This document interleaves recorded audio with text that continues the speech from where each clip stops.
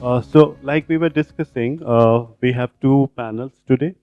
So, I'm moderating the panel one, and I'll shortly introduce the speakers as part of the panel. Uh, but the relevance of barriers or distances are very crucial to all of us. And with Santhosh and Brahm Prakash, I could say that what their research and their work has also done, uh, I'll connect to what Parvez said. They have tried to methodologically question through their research about existing conventions, about practices that have often been marginalized, overlooked, or sidelined, and brought these practices to the foreground, or like Santosh also calls, they are these insurgent practices or insurrected these practices to question the dominant mainstream. And while we talk about methodology, it's also important to practice. Like, so what Parvez said, please take it very seriously because if we are talking about barriers and distances, it's also important to uh, practice that. So feel free if you are not understanding, if you want to have a translation and all, we are ready to do that. So feel free about that. Uh, so before starting the session, I'll quickly introduce the speakers today. With us for the first keynote speech will be delivered by Professor Santhosh S, who is a cultural theorist in New Delhi, India, and a founding member and faculty at the School of Culture and Creative Expressions. That is at the Dr. B.R. Ambedkar University. Actually, I think there was no doctor before, and then they had to struggle and to add doctor to Dr. B.R. Ambedkar, who is considered as the father of Indian Constitution, but many of you will also see, so Parvez will share a documentary with you.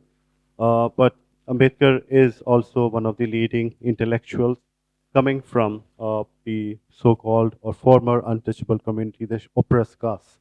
And he is one of the important intellectuals uh, who has got two PhDs, studied law, and also organized the scheduled caste population towards an important political power. And most of the important progressive laws also that are also embedded in our constitution are a gift by his and his intellect. So Santosh teaches there, and he is also my teacher for a brief while in JNU. And his research and studies focus on, it comes from a minoritarian perspective, focusing on contemporary cultural politics, deconstructing visual technologies, and the affective dimensions of the political. I welcome you, Professor Santosh. I'm introducing the other speakers, so after he finishes, we can start. So once Santosh is done, we have presentation by Kopa and Sodas. Kopa and Sodas is a collaboration between two Swiss artists, Brigitte Krieger and Eric Schmutz. And since 1995, they have explored the intersections of art, design, and everyday life, focusing on themes like work, food, and textiles. Their projects emphasize interaction with people in their workplaces, daily lives, and exhibition contexts.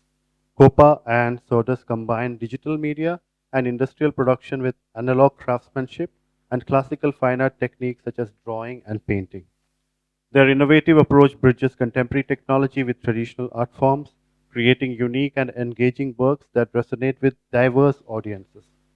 By integrating art into everyday contexts, Kruger and Schmutz foster meaningful connections and dialogues through their artistic practice. Thank you for joining us today, and I welcome to the panel. We have Risha Arya. She was born in Samalkha, Haryana, and is an accomplished sculptor known for her intricate work with repurposed scrap metal, reflecting the domestic worlds of women in urban Haryana and the labor of migrant women in Delhi. She earned her BFA in sculpture from Kurukshetra University in 2018 and her MFA sculpture from the College of Art, University of Delhi in 2020. Welcome, Yurisha, and thank you for joining us. Finally, in this panel, we have Mimi von Moos, who was born in Lucerne, lives and works in Basel and Rotterdam. She earned a master's in fine arts from the Basel School of Art and Design in 2012. Her work has been exhibited in Switzerland, Germany, France, Holland, and the USA. Her first art book, that is Die Verwant, was recognized as one of the most beautiful Swiss books by the Swiss Federal Office of Culture in 2019. Since 2016, she has been dedicated to converting the old synagogue in Hegenheim into an art space, founding the association Le Ventre for this purpose in 2020.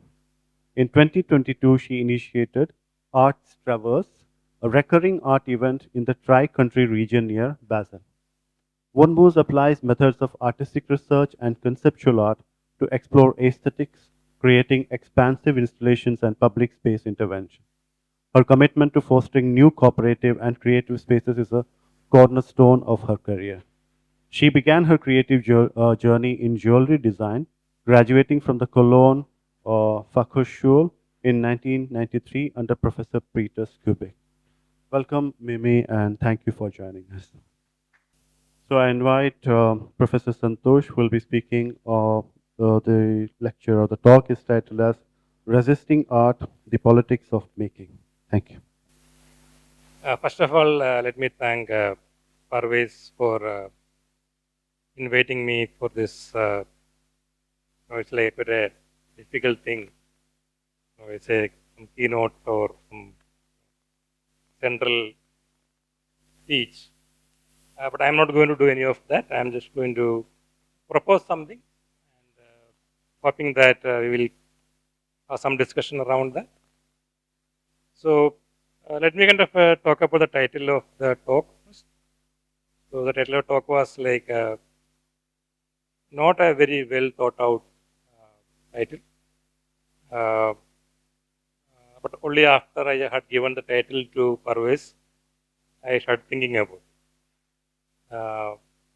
Because I was also somebody who followed Parvez for last couple of years and the kind of practices that he had developed over these years. I thought maybe it's useful to do a provocative title, that resisting art, especially a talk that is scheduled for a show where in which quote unquote artists are going to show their work. So it is more of a provocation than actually really a thought out title in that. The first part of it, for sure. The second part is called the politics of making. This is something I really thought about. Second part. First part is mostly a provocation.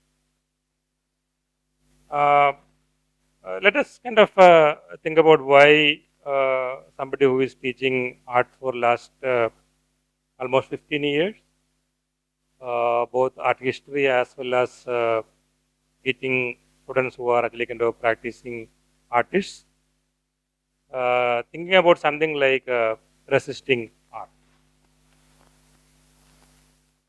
There is a historical reason for the usage, which all of us are more or less aware about. We know that art is a kind of a very historically contingent term. Even though we say that it was always there, it was always part of the human civilizational processes and so on and so forth. But we knew that the way in which we use the word art is a very recent, fairly maximum 2 century old. In the sense that the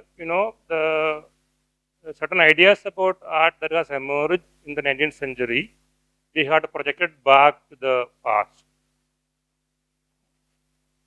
So whenever we say art today, it is a particular understanding about art, developed, institutionalized, transmitted, used by all of us, as if it is very natural category. So this is something that actually I want to flag in the beginning itself. Why we need to resist art.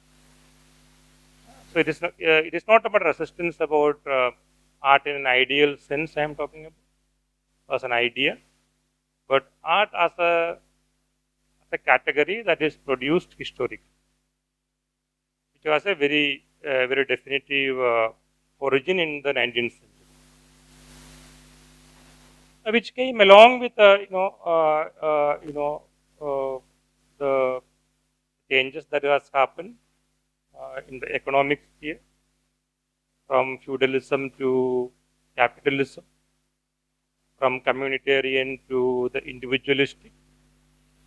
I don't want to get into the details of these debates, but I just want to flag it.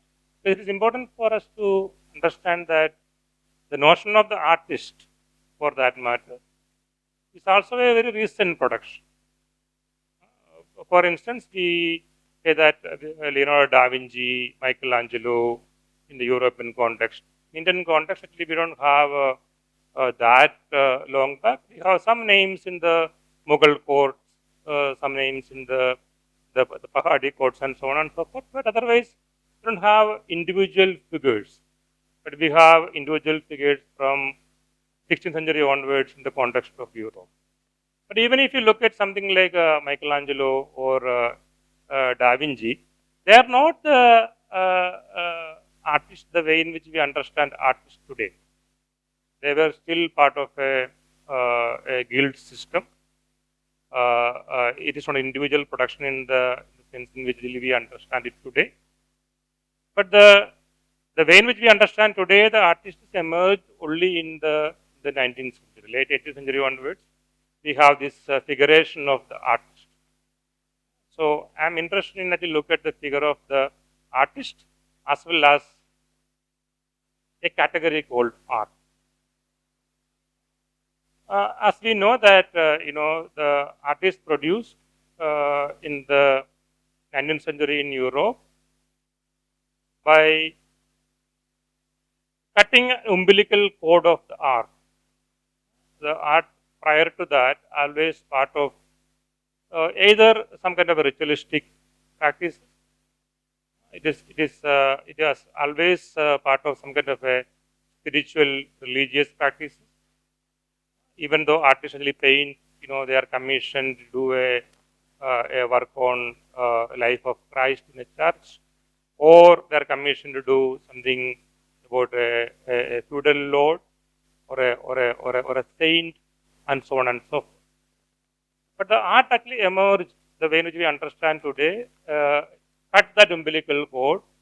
That is where actually we get, these two terms that we use very loosely today, art and aesthetics. That is the one critical moment that you have to keep in mind. So the spiritual become the aesthetical, the making become almost like a separate category that can be transacted, individually transacted. That ended into, in a nutshell, art ended into the commodity market. The artists are not anymore bound by some kind of a traditional patronage. The first person, actually, if you want to look at historically, the first person who strongly moved away from the patronage was the British painter William Turner, who is the one actually kind of painted this huge shipwrecks and natural calamities, and then he didn't sell the work. He actually kind of exhibited them and ticketed them. So he makes this huge canvases, make this kind of a thing, and if you want to see them, you have to pay a fees to go and see. That's a moment, that's a very critical moment in the history of art, where in which art is kind of moving away from traditional patronage system to something that based on some kind of an object that can be transacted. So the art, that is the moment actually we understand today what we understand as art. Art as an object, art as a telos, art as an end product, which can be transacted, can be outside in the market. That is the way in which we today understand. And this is not anymore part of an architectural imagination. Earlier, if you look at Michelangelo or Da Vinci or anybody, it's always part of some kind of an architectural imagination. Artists were also aware of the architectonic element of the artwork. It's never out of the spatial, out of particular kind of a space in which it is located. So this is also the moment where in which we see the emergence of museums in the European context. So wherein which art is taken out of its context and given a new context.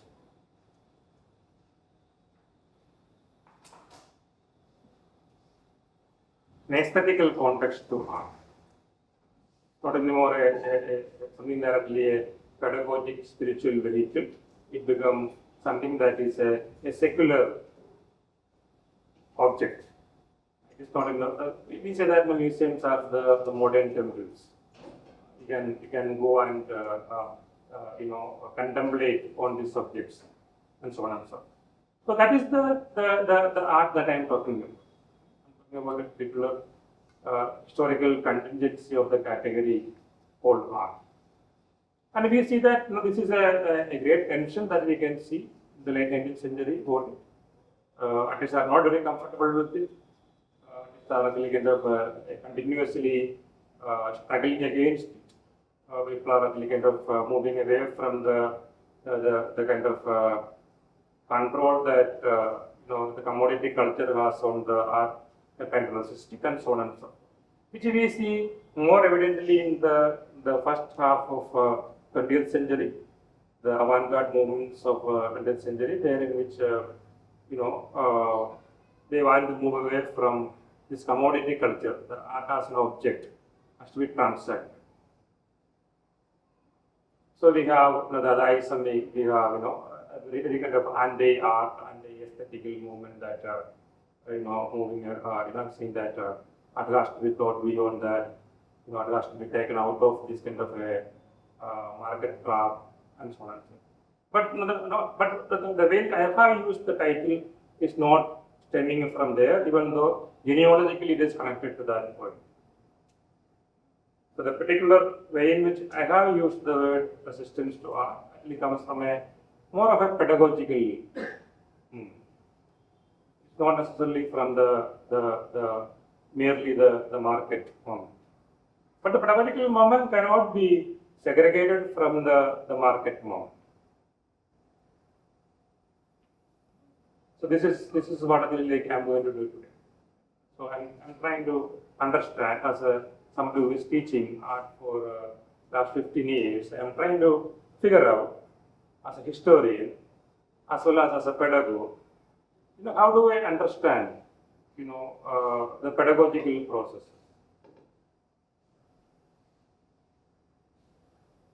So what whenever I teach students about their art practice, the question comes: what is the ontology of art? Is art as a telos? Is art as some end to it? For instance, the kind of university that I am teaching, the Ambedkar University Delhi, that we have thought that we have to move away from these kind of object-oriented, commodity-oriented art practices to other forms of art practices. Introduce students to the expanded field of art.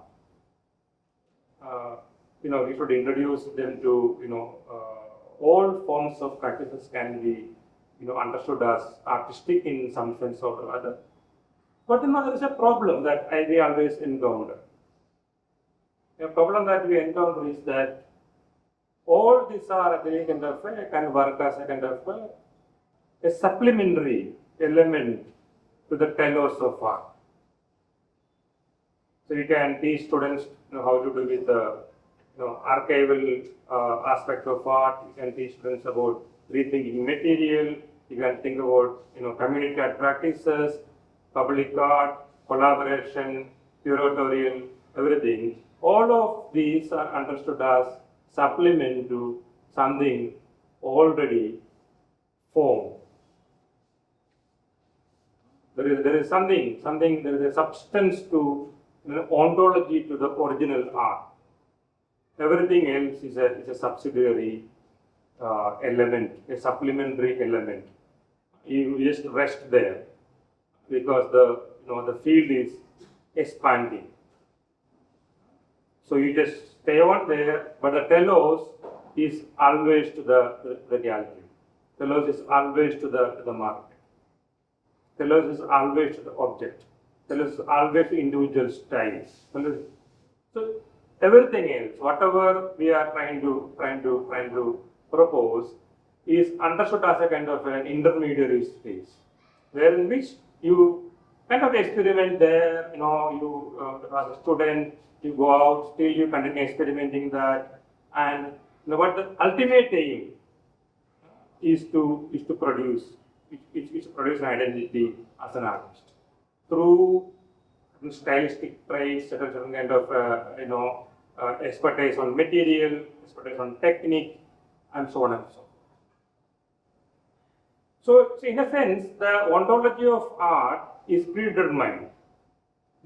It is pedagogically in a way inscribed. Because all the students, because we have a program that is catering into postgraduate level. Almost all the students who come have already knew what is the end of the telos. Everything else what we are doing is a kind of a stepping stone. We also do this. We also know that. We also do this. But that is not art practice. That is not art per se. They are just a kind of a intermediary space. So this is where actually the resisting art comes from. So this is definitely we have a genealogy from the kind of a history that I was narrating briefly, but it is not that. It's about how do we think about a radical pedagogy? How do we think about a pedagogical liberatory potential without abolishing this particular ontology of art, particular telos of what is the end result of art. So it comes from that. The second part of the title actually is a indicator of that, the politics of making. Making is a much more a fluid category to me. E.P. Thompson, very important Marxist historian, arguably one of the most genuine, original Marxist historian of the 20th century, British historian. He has this very famous book, The Making of the English Working Class. It's a very unusual book, people like Jacques Rancière later actually wrote about something similar to E.P. Thompson, but more in the context of the aesthetical dimension, called the enchanted life of the worker, a French worker, arguing that the worker has the ability to distance himself and see the world aesthetically. A move that was against the Kantian dictum of actually for aesthetical enjoyment, what you need is a distance. Simple point, I'm not complicating this point. Very simple point is that a person who is making a mansion, a temple, he is too occupied of making that. He doesn't have the adequate distance to see and enjoy it. The worker who makes does not have the distance to see them as an object of enjoyment because he is too much involved in making. So the Rancierian project, stemming from this kind of a neo-left, what we call neo-left project of E.P. Thompson, actually is that something that I thought very useful for us to think in this context. Making is a very curious category here. There are a couple of reasons. As an art historian, that while I was studying in the late 1990s and early 2000s, my attempt, even I made a suggestion for that matter, my attempt was to shift the art historical debate from the artist to art. Because if you look at art historical writing, it was always structured around the biography of the artist. Van Gogh, Cézanne, Picasso, it's all about their biographical details and what they have done. So the artist biography became almost like a anchoring point for art historical debate. In fact, the first art historian, Vasari, who wrote, the life of many artists of Renaissance. It's actually kind of a biographical document, and connecting with the project the artist has undertaken. So the idea that time we thought, to shift this thing from artist to the art, look at art more structurally, or in a structuralist way, and abandon the figure of the artist. What I am proposing now, sitting here, saying that not that we have to go back to that older model of the artistic biography, but it may be useful for us to think from art to the artist. I am also drawing this thing from the study that a philosopher that I admire a lot. I won't even mind to call myself a Deleuzian. Gilles Deleuze, a French philosopher, who wrote a very, very influential text called The Logic of the Senses. Some of you might have read the text. In that, there's a large portion of the text actually is a study of a British painter, Francis Bacon. He is trying to figure out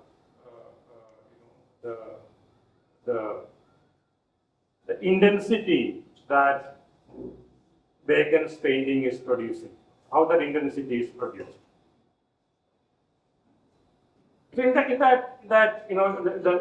preamble to that argument, Deleuze makes this observation that which I found very interesting. He says that all through last 2 centuries, art historians were always interested in the conditions of production, but they have abandoned the domains of production.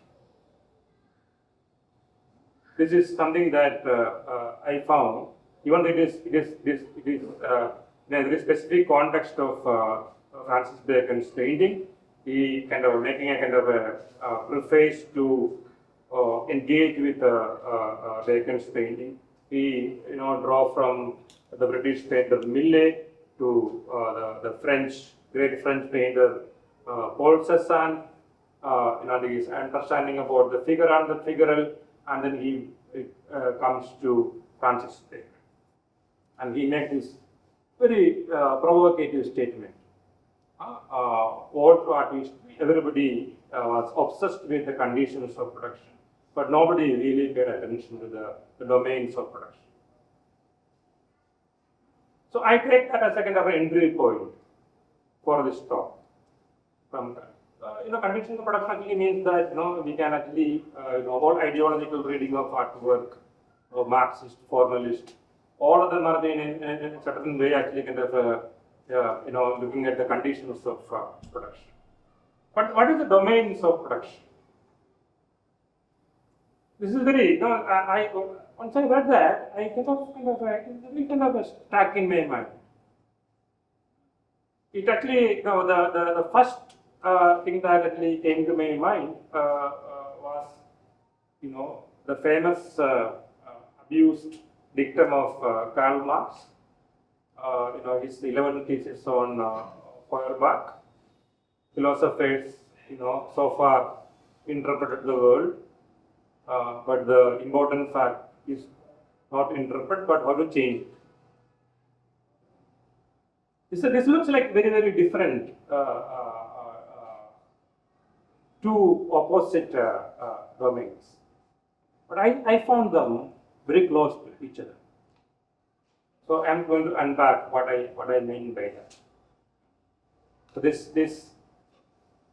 what happens in art school is that the people are already conditioned by these two categories. This one is practice, other one is theory. So how much theory we need for a practitioner, for a theoretician, how much knowledge about the practice is needed.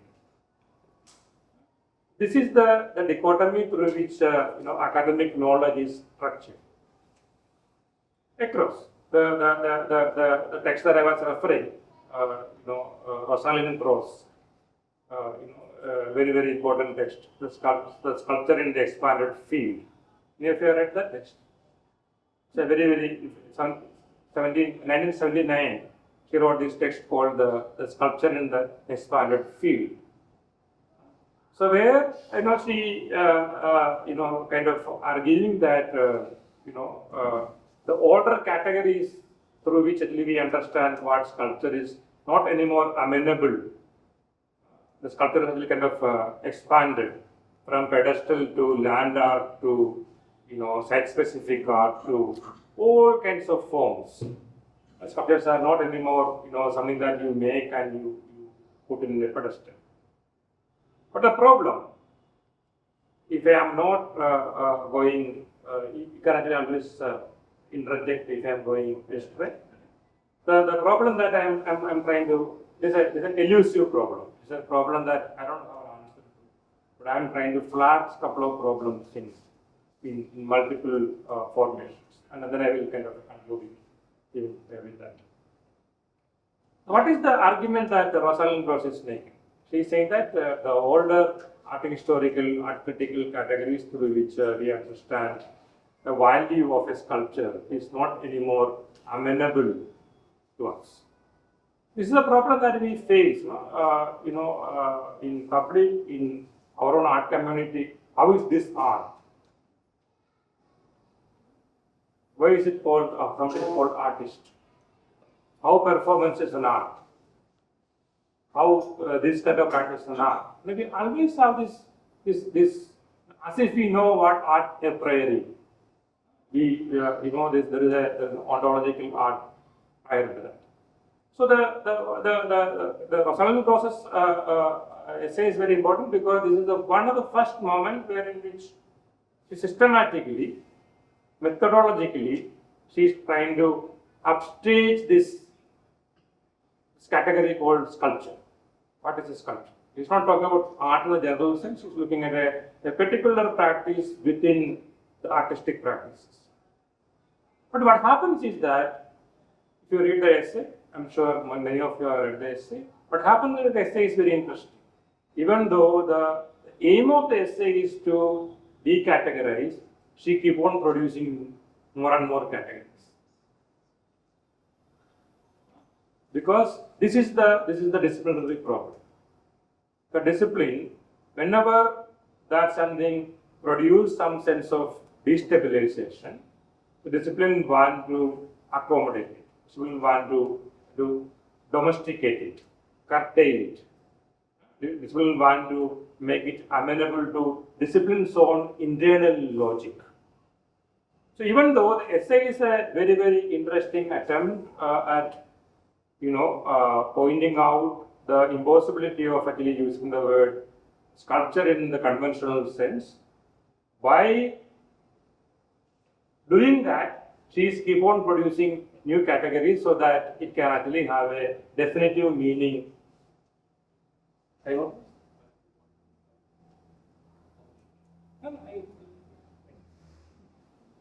So this is the critical moment. So where in which on the one hand, the art historian is trying to upstage the existing categories by producing newer categories. So what is the way out here?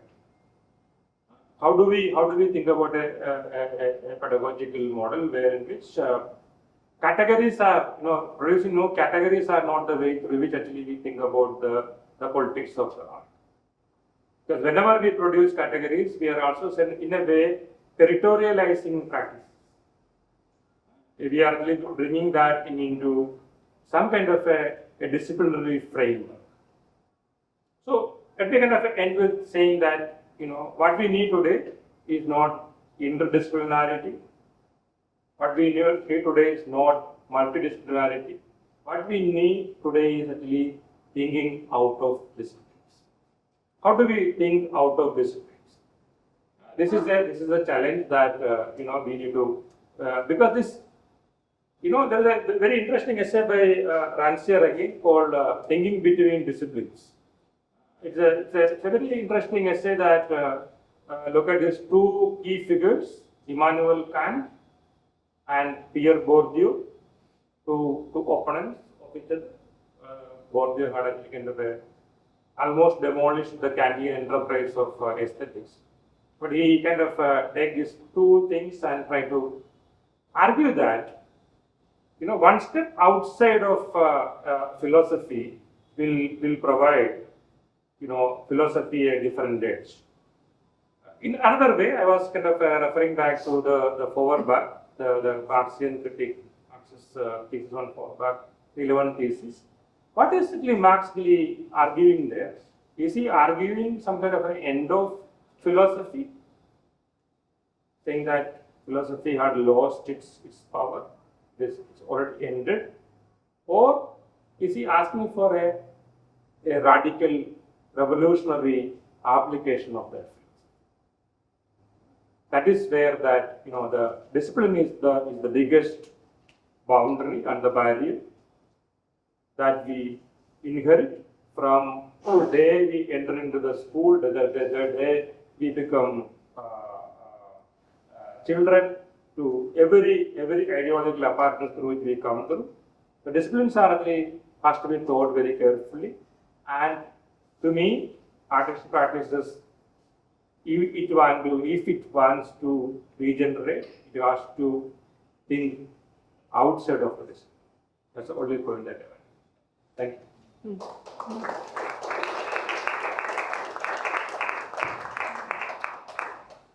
Thank you for the proposition and the provocation. So when Marx, I think Marx was also speaking for his contemporaries when he was taking on further. And for me, when I was reading the text, for Marx, this vulgar romanticization of the world, that is what really makes, that's what Marx insists about. And my reading was that Marx juxtaposes the world with a very dirty way of making, involving your hand. Making takes the precedence in the theory of Feuerbach also. I wanted to connect it with the proposition which you are making, if I'm correct, from art to the artist is the proposition that we have. And then we are also interrogating the domain. And this we have also done in art history with you, where we have questioned the object domain of the art history. And even in the curatorial practices and all we are seeing, we are developing now, is there's a shift to the subjective, or the subjects that were marginalized in the aspect of production. The artisan community, or the practitioners from marginalized groups and all, looking at those artists. So from this shift from the art to the artist, how do we, again, is it an important task to make it more inclusive? Like, how do we go with it, methodology for this art? And again, does this making again, I'm sure you don't believe in that, but to get more clarity on this, Does this making also liberate from the existing dichotomy of the thinking and the making, or the making involves also the thinking? Yeah, it's kind of right that. So I'm not really kind of reversing that, art to artist, earlier was artist, and after a lot of historical research that we have managed to upstage the artist. I was thinking more in terms of artist in the sense of an author function. It's not about an individual artist. You are going to study the what is the intention, what is his what he thought about it. Not in that kind of a mode I am talking about. I am trying to explain what I meant by going back to the artist. Not as an individual figure, artist as an author function. So, for instance, I'll give an example that uh, uh, in Delhi for recently there are a lot of there are alternative spaces. People congregate, discuss. Sometimes people show their work. They are not alternative to the galleries. They are not a reflective image of the market. They don't have any particular ideological orthodoxy or coherence. These are a different way of placemaking. This placemaking happens only by people, the actual body coming together into a space, not without any particular agenda or the telos what it produces. If it hasn't produced anything at all, it is okay. What kind of a new communion, what kind of a new way of being in the world or becoming something else in the world that is producing. To me, that is very fascinating. So I'm talking about the artist not in the conventional sense of the artist. I'm saying about, the artist is not the author, an author function too. The agility and the ability to look at the local, the historical, the contextual, the positional, the situational, and that ability, that agility is what I mean by the figure of the artist, not the individual figure that I am talking. Because again, the reason I was going back to the Marxian moment is to say that sometimes it is actually equally important to think about artificial practices as non-productive. It is actually kind of how do you disrupt the telos? Telos is that something that epistemologically that we inherited from the capitalist logic of production. So sometimes it is like in a conventional sense non-productive can be the politics of making. Nothing came out of it. What is the point of it?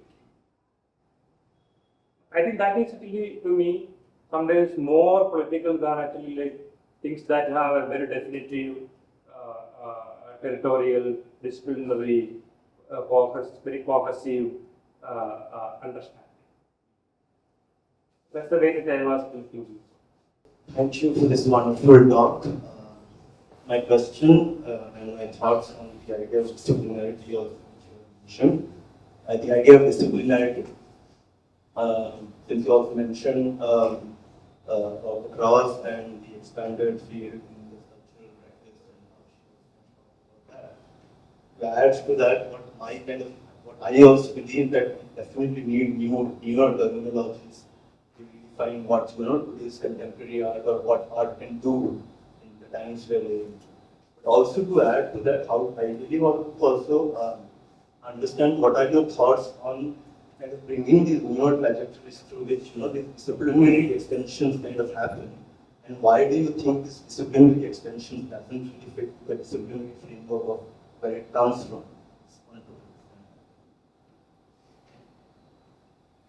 See the point that again I think I have enough time to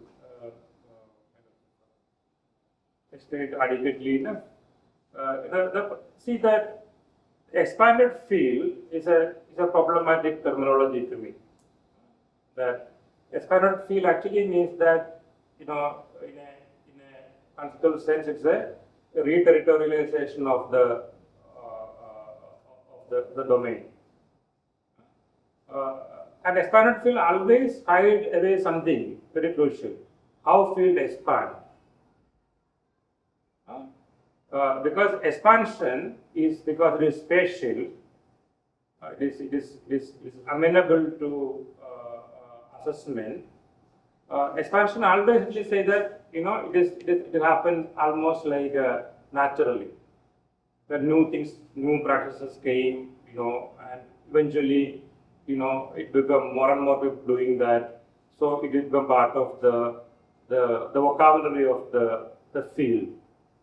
But expansion won't happen like that. Expansions are always a product of intensities. Intensities are actually not necessarily emerging from a field within. Intensities are actually produced in the social world. Take something like feminist art.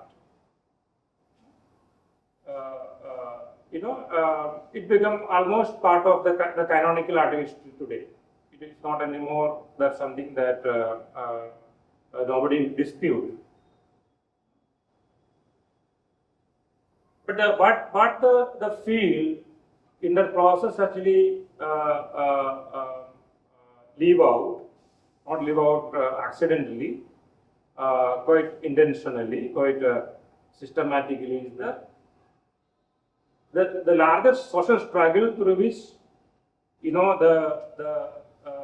the question emerged. The intensive field that actually kind of affected the larger intensive field that affected the specific field.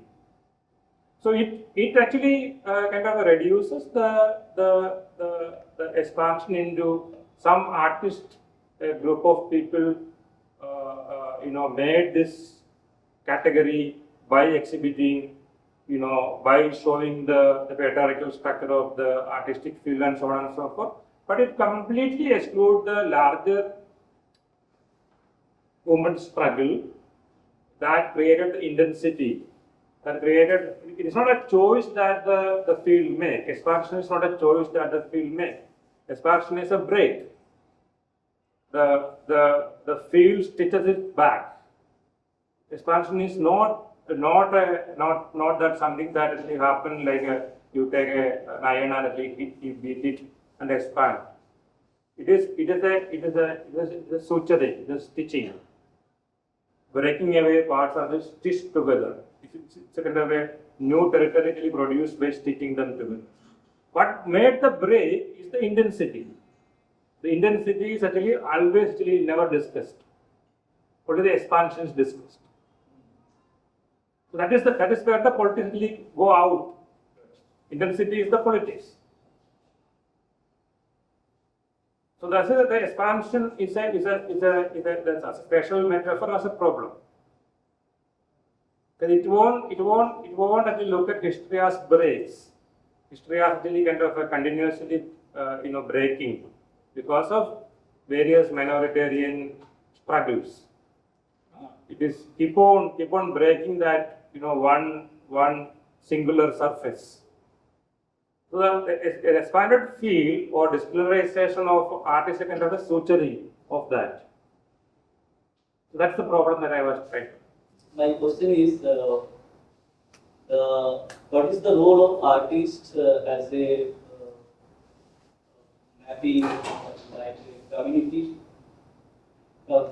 diversity, or social diversity, or as a economical diversity?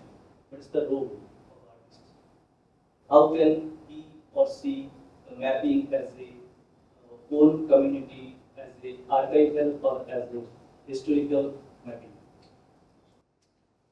I have no definitive answer to that. There is no method to that. That we can either do it in this way or that. It is, see, what happens in again I go back to the theory practice debate here. It's not that the students don't want to learn theory. Everybody wants to expand their conceptual horizon, no doubt about it. But what happens is that, very often that, you take something like our knowledge or biopolitics or anthropocene or control society or any concept that you take. These concepts are arrived from analyzing local contexts. These are not actually like if something really happens actually in the air. If you look at Michel Foucault's work for that, these are very specific local, specific context that he analyzed and he reached to something called power knowledge or disciplinary society or whatever. What happens is that Edward said in other intelligence and all that, the problem is that we learn theory like we go to a store and buy things, and then you apply it on. So if you want to understand actually what is disciplinary society or society of control or anthropocene, you cannot really start with the abstract. You have to start with the concrete and reach the local to the particular to the universe. What happens is that once these are available in the academic market, actually we just buy it and we apply on our own artwork and we completely abandon the historical, the contingent, the local, and so on and so on. So that is where the problem. So every practice has to start from the concrete, the local, the contingent, the historical, and elevate that thing into the abstract, the conceptual, the universal, and so on and so on. If you apply theory, then you produce a much more dangerous object than a traditional, conventional artist produces. One of the danger that we see today is this application, Anthropocene, global crisis, climate change, applying. This is what is in circulation in the market, the global market, in the residencies. This is now running very high. So apply it. So if you want to start from the local, the contingent, the historical, then you are actually kind of playing with some kind of a universal categories of truth that you have no access to, which is pretend. Understand global warming is a truth. Understand. I accept. It has no historical resonance to that. This whole idea of domains, condition of production and domains of production. Can you just elaborate that further? That what, like, how these domains of production perhaps do opening up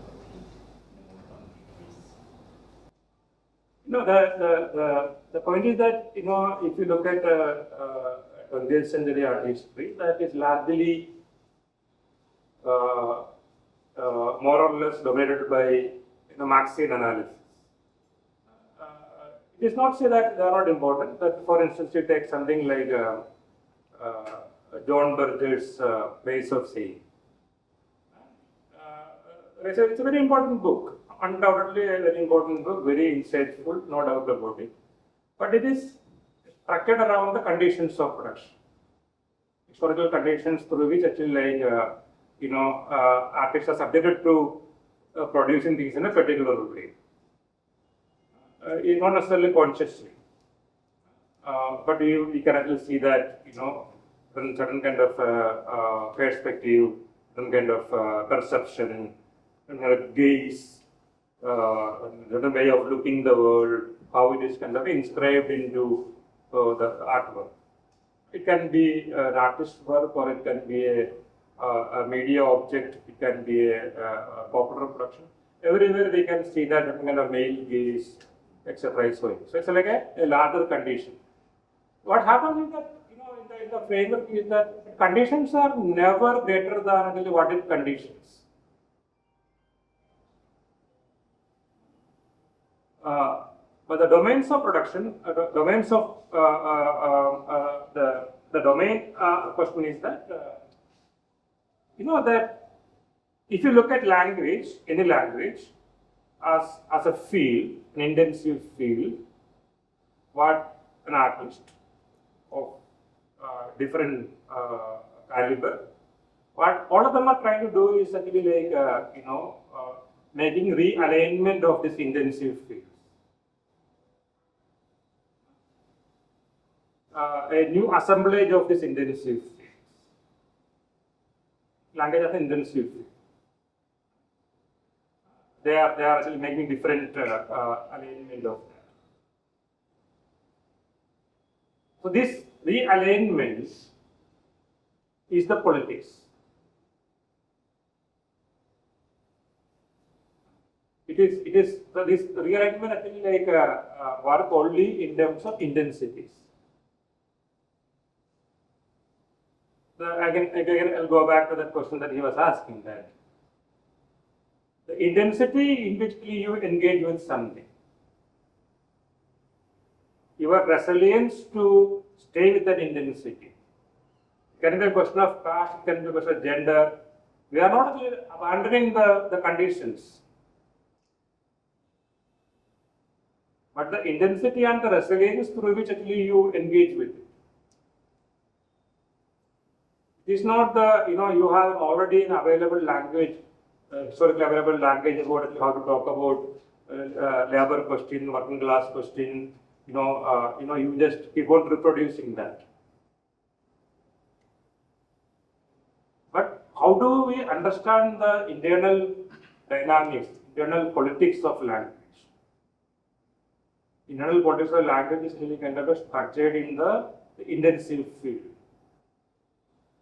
And how do we work that? You are not writing for that matter, that the kind of language that you deploy, it's a classic example of it. It's not merely about your reporting. It just happened. There's something else. It happens in the language. If I read, if I respond to you, it is not about the information that you produce. The intensity that you produce about through the language. That's not the politics anymore. Otherwise, the politics is a kind of an expanded politics that we can keep on talking about. We all are left in that sense. You all report to something, as if there is something you have to be truthful to. I just wanted to bring it back to pedagogy. An important concern for you, because teaching in fine arts department, one of the major challenges is to dismantle the rooted idea of being an artist and becoming an artist. That you said how the idea of the artist itself is free from the 18th century on, which is completely obscure of the largest, this large history of the flux of the idea of the art and the artist. And artistry has to play for it in certain ways, like how it serves its own disciplinary interests. And that's the artistry that is being largely taught. You were part of, again, when you were in Baroda, part of the publication of a crucial book on Towards the New Artist. And I think that also did not serve enough to unpack this. But in your own teaching, in your own practice, and how do you kind of take the challenge to question this very concretized, rooted identity of artists? There are many aspects to that. But let me kind of say something that, because I am kind of an art historian, I'm not an artist. So let me say something that, since you are also from JNU, that I have studied and taught in Baroda, that, very often I find that you know, art historical teaching for that matter. More than enabling, very often become a stumbling block for actually understanding the contemporary. I'll explain what I mean by that. The art historical methodology of learning is, it's based on familiarity. And familiarity, what it produces is a comfort. Where it is that actually kind of give you everything that comes in front of you. You have a kind of power to analyze and produce a verdict on something. So the power dynamics of art history is that the person who is trained in art history, because he has the knowledge about the historical development, and he has a very familiar understanding about what constitutes art. In fact, they will very often become an embodiment for other forms of practice. How do we deal with this question? It's important for us to understand the historical development of form, within modernism, what all happened. We have to look at them closely. We have to understand. And that same familiarity can be an embodiment. Where literally is that because how do we conceptualize a pedagogy without actually invest something in the individual as an authority? How do we think about a pedagogy that based on divestment? We need to know history. We need to know history intimately, not to accumulate power, not to be judgmental about what is the present. How do we create a pedagogy that is based in divestment than actually investing in them? This is challenge. I have no solution to that, because I'm sorry to say that I, not necessarily on opening. I go almost every show happen if I have time. But I have never even talks, wherever some small group is organize something. Time permits, I will go everywhere. But I hardly see any students from the. They are actually doing their MA in art history and film art history, painting art history. They are not interested in what is happening in the contemporary, what is happening in their own city. How that happens? Because they know everything, they know all. No, I'm not talking about exceptions. I'm saying that there are exceptions. I'm just saying, I'm talking about a systemic problem. Systemic problem, because we think that we can see through. Without even seeing, we can see maximum what they can do. This accumulation of knowledge and power, particularly institutions producing continuously. So how to think about a pedagogy that is based in divestment than an investment in people? Thank you. Also, I think the structure was very interesting and important in the sense.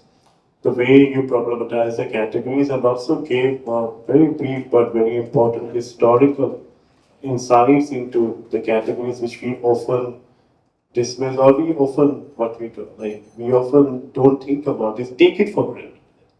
That the idea of art, the idea of artists, as we see, as we experience, as we have learned it from the academies, we tend to believe that that is what the artist is.